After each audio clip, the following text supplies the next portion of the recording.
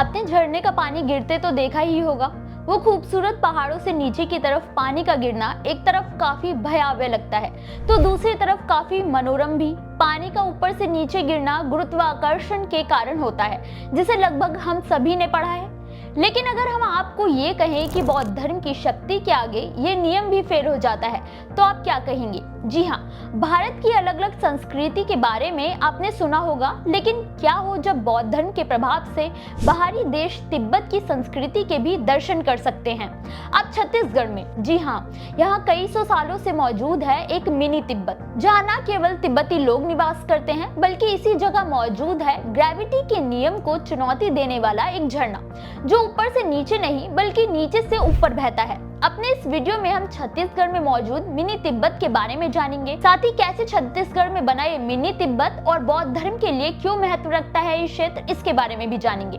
नमस्कार, मेरा नाम है मोहिनी और आप देख रहे हैं भीमसेना। साल 1962 में जब भारत और चीन के बीच युद्ध हुआ, तब सीमा पर रहने वाले तिब्बती शरणार्थियों ने चीन के अत्याचार से बचने के लिए भारत के कई स्थानों को अपना ठिकाना बनाया था, जिसमें धर्मशाला, कर्नाटक का बायलाकुप्पे, बिर, हिमाचल प्रदेश, जिरांगो, उड़ीसा, दार्जिलिंग के साथ कई अन्य क्षेत्र शामिल हैं और उन्हीं में से एक है छत्तीसगढ़ के सरगुजा जिले के खूबसूरत वादियों के बीच बसा मैनपाट, जिसे असल में छत्तीसगढ़ का शिमला कहा जाता है। कभी खूबसूरत वादियों, टाइगर पॉइंट, वाटरफॉल और हिल स्टेशन के लिए जाना जाने वाला मैनपाट आज एक प्रमुख बौद्ध क्षेत्र के लिए जाना जाता है, जिसका क्रेडिट जाता है यहाँ के कैंप नंबर 5 और 6 में कई दशकों से अपना घर बनाकर रह रहे तिब्बती शरणार्थियों को, जिन्होंने मैनपाट को न केवल बौद्ध धर्म के रंग में डुबोया, साथ ही यहाँ प्रसिद्ध सुंदर बौद्ध मंदिर का निर्माण भी करवाया, जिसे स्थानीय लोग टाकपो मठ कहते हैं। यहाँ भगवान बुद्ध की कई ऐसी प्रतिमा हैं जो आपको भाव विभोर कर सकती हैं। इसके अलावा थिनथोन बौद्ध मठ समेत कई बौद्ध मंदिर मौजूद हैं। मैनपाट समुद्र तल से करीब 3500 फीट की ऊंचाई पर स्थित है। तिब्बती शरणार्थियों के कारण बौद्ध धर्म का प्रमुख केंद्र बनने के कारण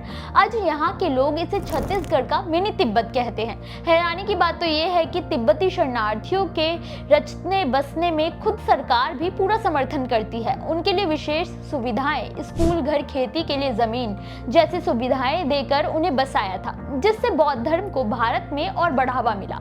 बौद्ध धर्म को मानने वाले तिब्बतियों के आने के कारण यहाँ बौद्ध भिक्षुओं का आना हुआ, जिससे एक हिल स्टेशन के रूप में भी इसे बड़ी पहचान मिली। इस क्षेत्र को मिनी तिब्बत कहने के पीछे का एक और मुख्य कारण है इस इलाके की संस्कृति। इस इलाके में रहने वाले लोग तिब्बत त्योहार लोसर तो बड़ी धूमधाम से मनाते हैं। इसके अलावा तिब्बती मोमोज, थुपका और नूडल्स यहाँ के पारंपरिक खान पान है, जिसकी मांग इस इलाके में सबसे ज्यादा है। साथ ही यहाँ के लोग मुख्य रूप से तिब्बती कालीन बनाने का काम करते हैं, जो असल में तिब्बती परंपरा की पहचान है। पर्यटक इस इलाके में टाइगर पॉइंट, मछली पॉइंट और उल्टा पानी का झरना तो देखने आते ही हैं, उससे ज्यादा यहाँ रचे बसे बौद्ध धर्म और तिब्बती धरोहरों को महसूस करने आते हैं, जो उन्हें एहसास दिलाता है कि भारत में रहकर भी उन्होंने तिब्बत की यात्रा कर ली है।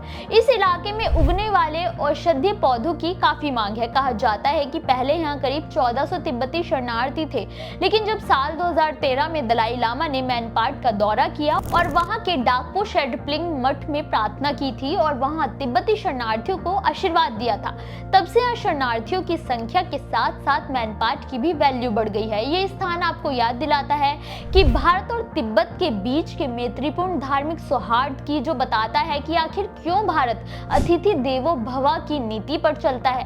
भारत के इस मिनी तिब्बत की कहानी आपको कैसी लगी, हमें कमेंट करके जरूर बताएं।